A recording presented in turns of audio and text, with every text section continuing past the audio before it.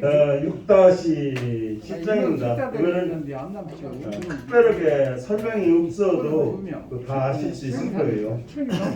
태공이 말하길 근면은 값을 매길 수 없는 보배요, 신증함은 몸을 보하는 부적이다. 태공할 근이 무가지고요, 신시 호신지문이라. 너무 쉽고 많이들 알려진 거라 뭐 특별하게 설명할 건 없고, 여기에서 신자 하나에 대해서 설명을 드리겠습니다.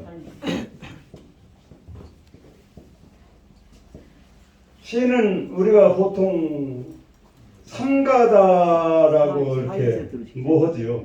4인 세트로? 예. 그 삼갈신이로다가 일반적인 대표 혼이 되는데, 이거를 그 문맥에 따라서는 삼가다 하면은 조심한다는 뜻이 되잖아요. 그러니까 저는 이거를 조심하라는 말로다가 해석을 하고 싶어요. 삼가다면은 삼가하다라고 문법을 잘못하는 수가 있어요. 삼가다가 맞지? 여기 다 선생님들이 대부분 하셨으니까 지금 삼가하다는 문법상 틀린 말이지요. 그래서 조심하다라는 말, 조심은 마음을 붙잡으라는 말이에요. 잡을 쪽, 마음심, 마음을 꽉 다잡는 것이 조심하는 거거든요. 여기 마음을 다잡는 것이 이게 삼갈 신자에 뭐예요? 그래서 이 신자는 조심한다는 의미로다가 해석을 하시는 것이 편할 거예요. 조심이 마음을 꽉 다잡아 가지고서 하는 거니까, 공경할 때도 반드시 조심하는 마음, 삼가는 마음으로 이렇게 뭐 해야 되니까, 여기에서 신자를 그렇게 하고 호신지부,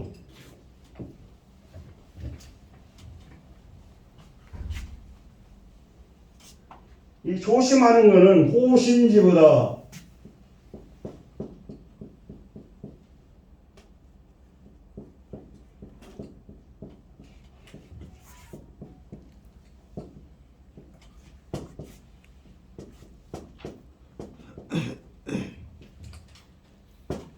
호신지부다. 몸을 보호하는 부적이다, 이렇게 생각하는데, 이거는 반드시 부적만이 아니라 병부, 옛날에는 왕과 대장군이, 국경을 지키는 대장군이 호부라고 해가지고 호랑이 모양을 만들어서 둘로 반 딱 쪼개가지고 병사를 움직일 때,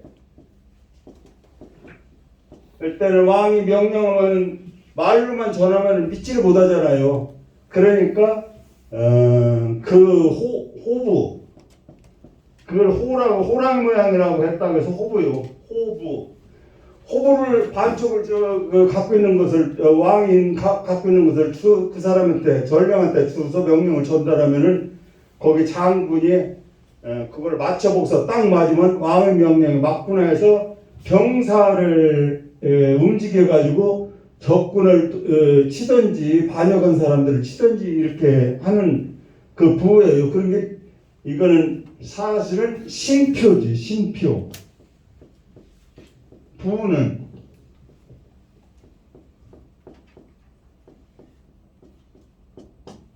믿음의 편말, 신표인데 나중에 이제 무속신앙을 하면서 이것이 몸에 지니면은 악기를 물러치는 그러면 부적의 역할로다가 하게 된 거예요.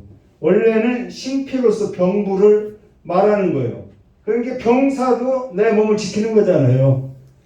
국가를 지키기 위해서 병사들이 변방에 위치해 있다가 비상식 군사를 동원할 때 그냥 말로다가 하면 아무나 동원시킬 수 있으니까 왕이 서로가 갖고 있던 신표인 호부를 반씩 나눠서 갖고 있던 것을 전해줘 가지고 그거를 보고 믿고서 발병 군사를 동원한다는 해서 믿는다는 의미여서 부는 바로 여기서 신표를 얘기하는 거예요.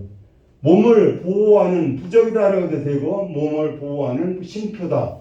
이렇게 해석을 하면 되겠습니다. 일반적으로 부적이라고 하는 것이 무속신앙이 발달된 지금에서는 우리한테 부적이라는 말이 많이 써먹지요. 그런데 그 부적이라는 말에 거부감을 느끼는 분들이 있더라고요.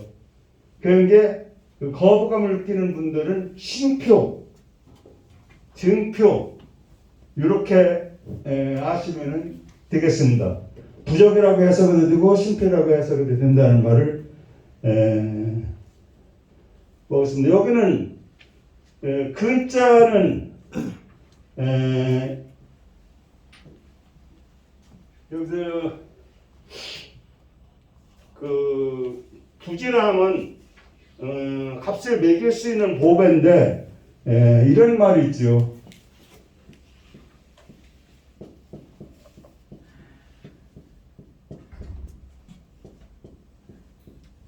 대부유명이요. 큰 부자는 하늘에 천명에 있어야 되고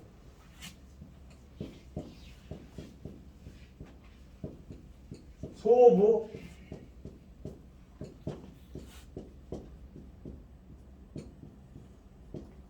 작은 부자는 부지런함에 있다. 그러니까 못 산다고 뭐 하지 말고 부지런하면은 어떻건 잘 살 수는 있다는 것을 이야기하는 겁니다. 그런데 큰 재벌처럼 큰 부자가 되려면은 천명을 받아야 되니까 대부 유명이요 소부 유근이라는 말이 있습니다. 신중함은 그 신자를 이건 부자만 알으면 돼요. 근 부지런함, 심 조심하는 마음. 조심하는 마음은 공경하는 마음도 섞여 있는 것이 됩니다. 여기 서예하시는 분들 있고 서각도 하시는 분들이 있으니까 대부유명요 소부유분 같은 것은 서예나 이런 거 작품화해서 쓰시면 좋을 거예요. 그건 안 썼고요. 그의 무가지보는 썼어요. 제가. 그건이 무가지고요. 네. 그 여기 나오는 거. 네. 부지런한 것이 값을 매길 수 없는 보배라는 뜻이니까. 예, 예. 그런데 이제 큰 부자, 작은 부자는 이렇게 큰 부자는 하늘이 내야 되고 작은 부자는 부지런하면 된다는 의미니까요. 모든 근신도 썼고요. 근신도 이게 두 개 합해. 그런데 근신 중에서도 신 중에 중형에 대학에 나오지요. 가장 중요한 것이 신독입니다. 혼자 있을 때에도 스스로를 단속하고 조심하는 거.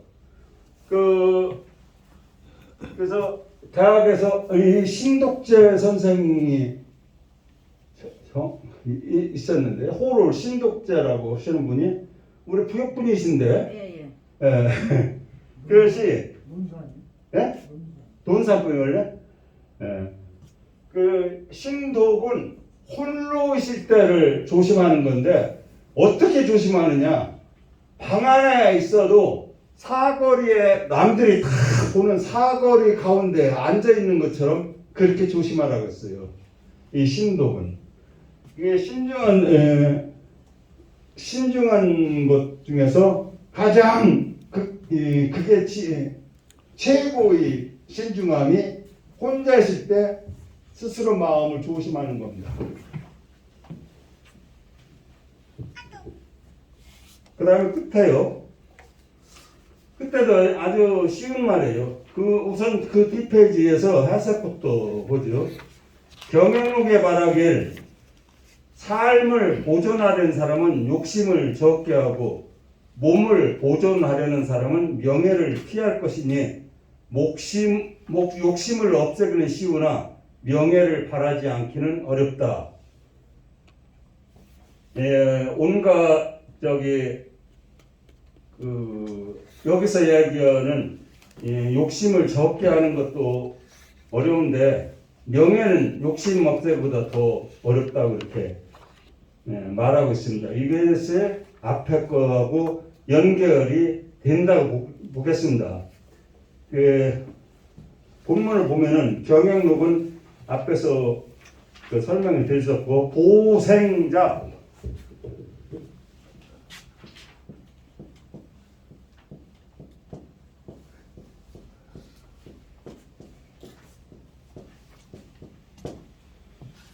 그렇게 하고 보신자,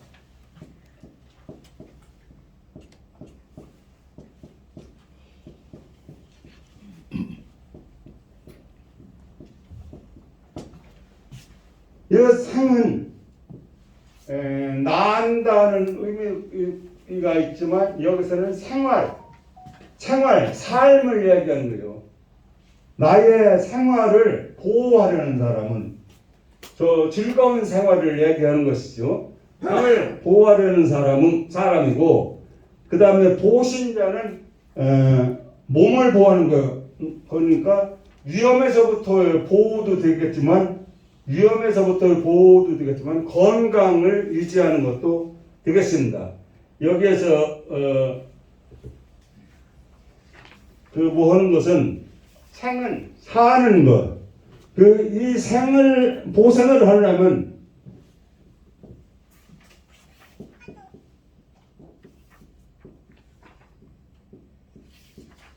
과욕하고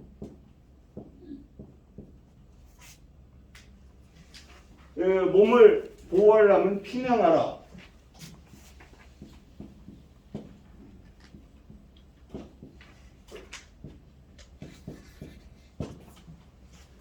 여기서 딱 그 삶을 윤택하고 행복하게 살기 위해서는 욕심을 줄이고 몸을 건강하고 튼튼하게 하면서 위험에서부터 예방하는 그런 게 보호는 보호한다는 거니까 위험도 여기에서 포함이 되는 겁니다. 그 너무 명예욕을 피하라. 그래서 그 뒤에서 욕심을 줄이기는 쉽지만 명예를 없애기는 어렵다 이렇게 하는데, 이 명예라는 것이 우리나라는 특히 유교적인 나라에서는 그 체면이라는 것이 있잖아요. 여기에서의 명예는 그 체면, 오죽하면 죽은 데의 체면을 가장 중요하게 여기까지 하는데, 그런 체면이나 이런 것을 줄이는 겁니다. 여기서는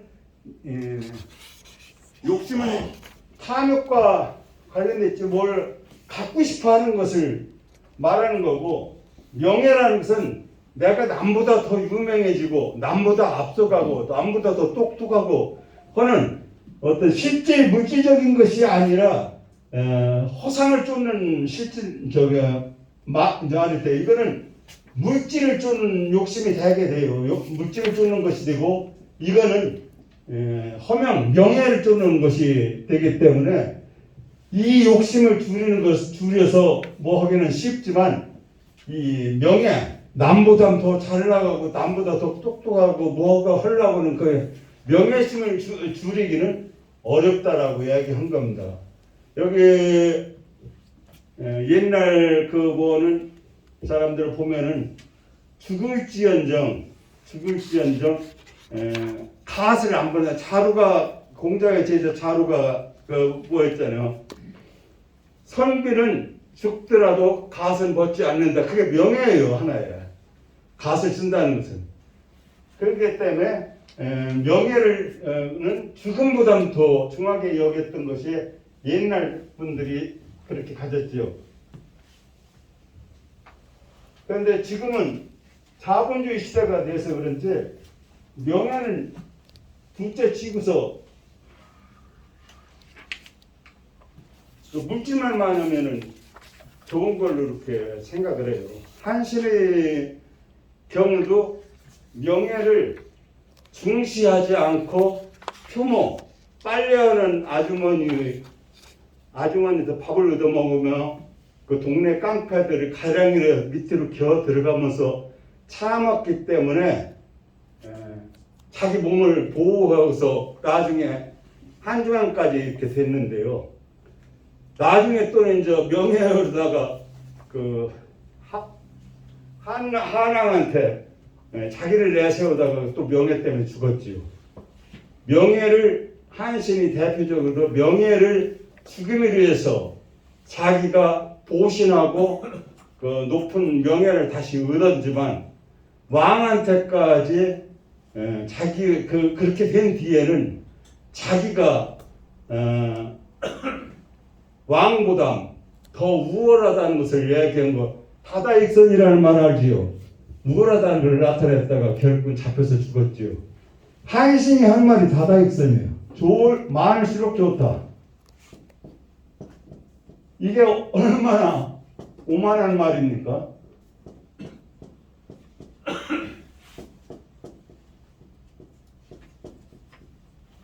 많고 많을수록 좋다. 이거는 좋을 선자로다가 이롭고 좋다 이렇게 돼서 우리가 많을수록 좋다 이렇게 일반적으로 이야기하는데 한신이 이제 유방이 한신한테 이제 물어봤어요. 내가 적을 그 다스릴 수 있는 병력은 얼마나 병력을 다스리는 인원은 얼마만 되겠느냐인데 10만입니다. 10만 명뿐이 못 다스리냐? 그럼 너는 몇 명의 병사를 다 보낼 수 있느냐 했더니 저는 다다익선입니다. 많을수록 좋습니다. 100만이고 1000만이고 다 저는 통솔하고 다스릴 수 있습니다라고 거만 떨다가 잡혀서 죽은 거예요. 이거는 다다익선은 분명히 한신이 반란을 할 마음을 갖고 있다라고 생각을 한 거죠. 물론 유방은 그렇게 생각을 안 했었는데 그 옆에 신하들이 다 뭐 하는 거 지금도 다 측근 때문에 우리나라 정치도 측근 때문에 청와대 측근 때문에 다 망쳐지듯이 저거는 분명히 반역의 뜻을 품고 있어서 그렇습니다라고 한 거. 거기에서 이 다다익선이라는 말이 유래됩니다.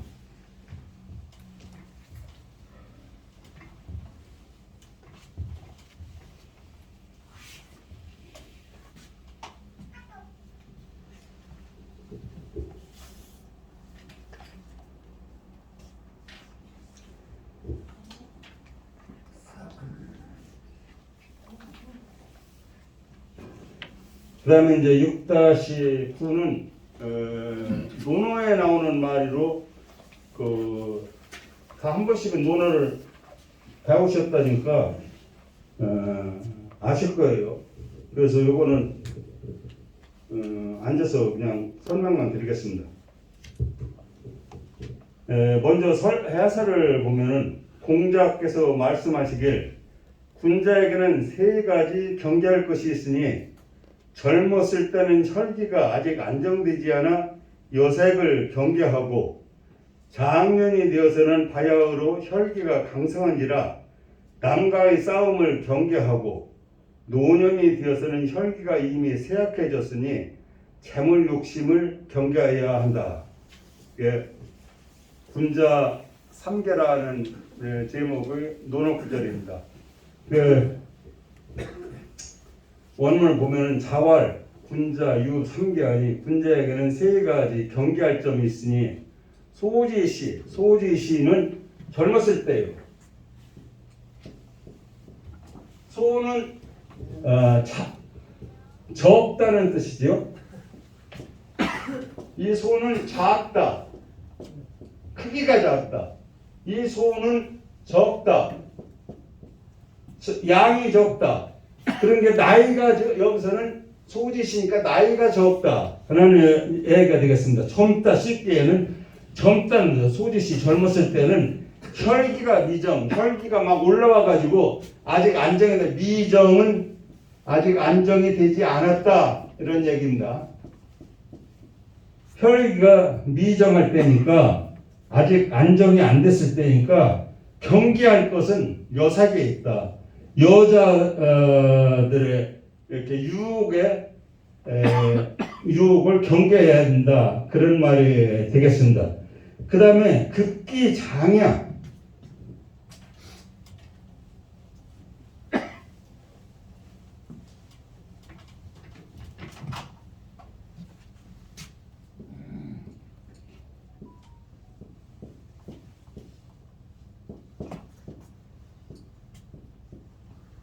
급기장야. 장은 씩씩할 장자로다가 항상 왕성한 나이 때죠. 급은 왕성한 나이가 젊었을 때에서 더 해가지고 그 기운이 씩씩하게 됐을 때는 미치겠을 때는 어느 시점에 이르는 것을 여기서 이 급자는 어느 시점에 이르는 거예요. 씩씩한 장년이 되어서는 쉽게 얘기하면 장년이 되어서는이죠. 급기장야 혈기방강 혈기가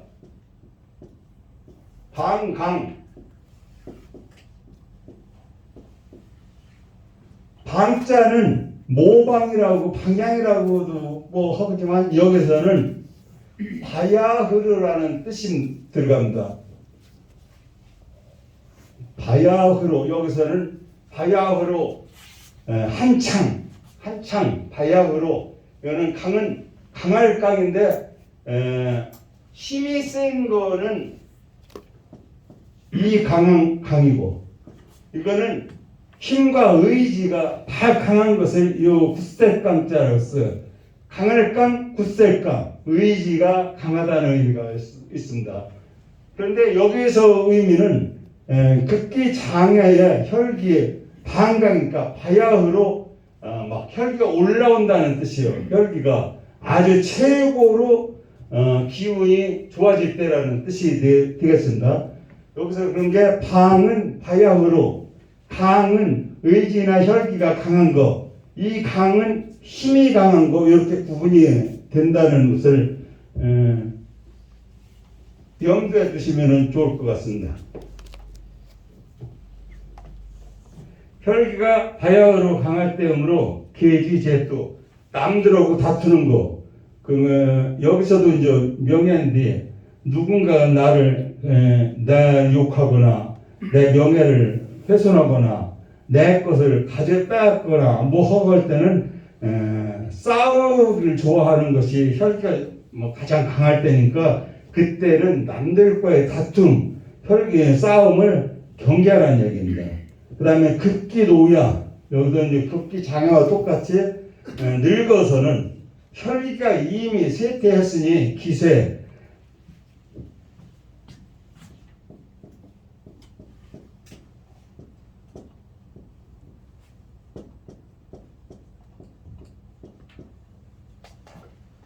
이미 쇠퇴했으니 쇠약해졌으니인데 요거는 이미 이자로 요자를 써도 상관이 없습니다. 통하는 자 같이 이쪽 저쪽 쓰는 자니까 여기에서 이제 원문에 기를 쓴 게 이미 기자 이거는 이미 이자 또는 그칠 이자도 되고 이것도 지날 기자도 되고 하는데 쇠약해졌다 하는 건데 이렇게도 이제 쓰죠. 보통. 그래서 이미 쇠약해졌으니까 이때는 누구하고 다투지도 못하고 여색을 탐할 나이도 아니고 참을 여기 뭐니까 요때는 심술하고 이미 했으면 심술하고 참을 뿐이에요.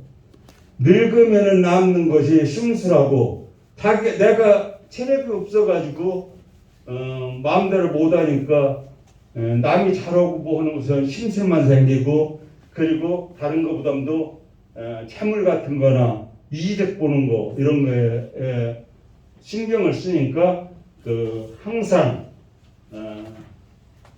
이익에 경계를 해라 했는데 여기는 득이라고 표현했어요. 이 득은 얻는다는 뜻이 얻는 건 뭘 이익도 되고 채물도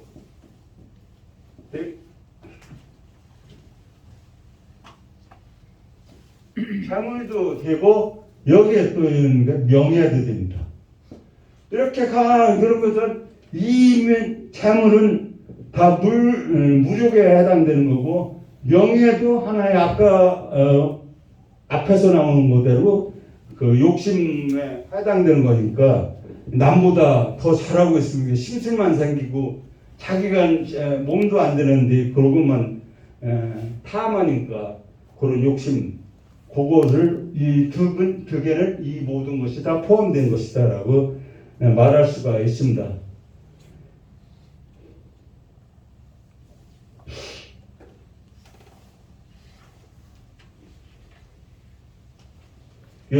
역주에서 이제 군자에 대해서 설명을 했는데요.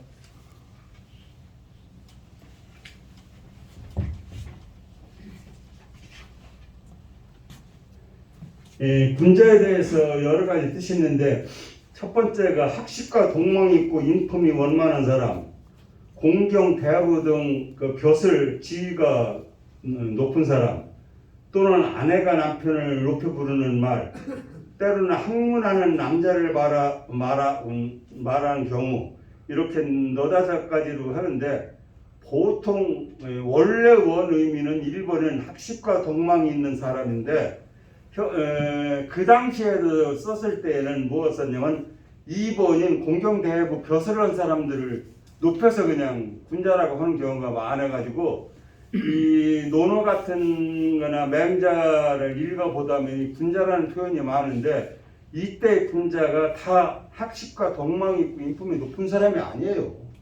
벼슬이 높은 사람, 그리고 대인이라고 해서 대인이 군자와 이제 비슷하게 그렇게 학식과 덕망도 높고 남에게 베푸는 사람이고 의리가 있는 사람인데, 이 대인 하면은 벼슬아치 정부에 벼슬하고 있으면 전부 대인이라고 불렀어요.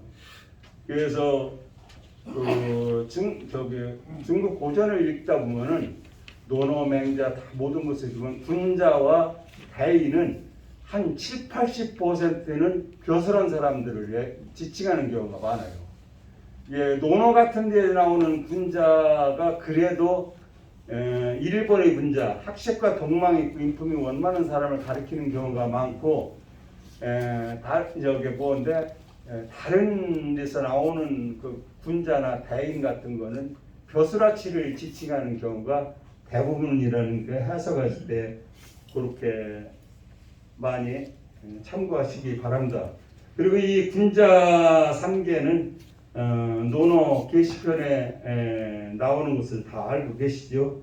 논어 게시편에서 이미 알고 계실 거기 때문에 설명은 길게 장황하게는 하지 않았습니다.